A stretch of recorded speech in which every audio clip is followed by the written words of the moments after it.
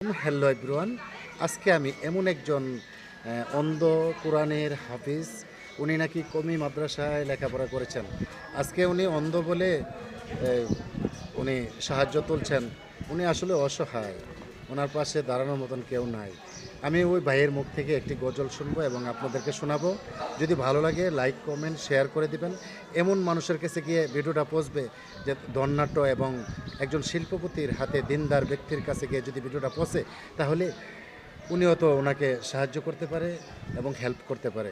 একরামন করলে মুসলিমিন, এক মুসলমান আরেক মুসলমানের ভাই। এই ভাই হিসাবে এই অন্ধ হাফিজ ভাইটাকে আমরা সহযোগিতা করার জন্য চেষ্টা করবো ইনশাল্লাহ। ভাইয়া আপনার গজলটা শোনান তো। হ্যাঁ, ইনশাআল্লাহ আল্লাহ পাক যদি রহমত দান করে জি। আমরা কোরআনুল কারীম তেলাওয়াত তো পিছনে দিয়েছি, শুনবো। আর গজল, ইসলামিক গজল আমার কাছে অনেকই আছে, কিন্তু সময়সূচির কারণে আমি পারছি না। তারপরও আজকে যেহেতু আপনি আমার কাছে আবেদন করেছেন, তো আমি ছোট্ট একটি গজল বলছি। এই, বহুদিনের পাগল আমি কামলিওয়ালা কই, ওই গজলটাই আমি বলছি। হ্যাঁ শোনান।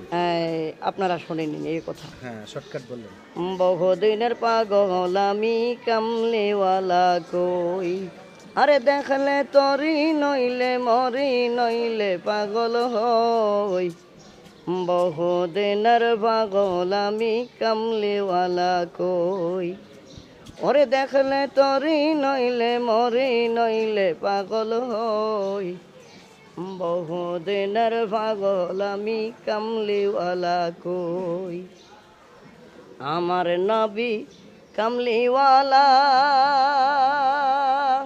তরাইবেন নিদান বেলা, ওর নিজ গুণেতে ভর করিব আমরা কেমনে রই, আরে নিজ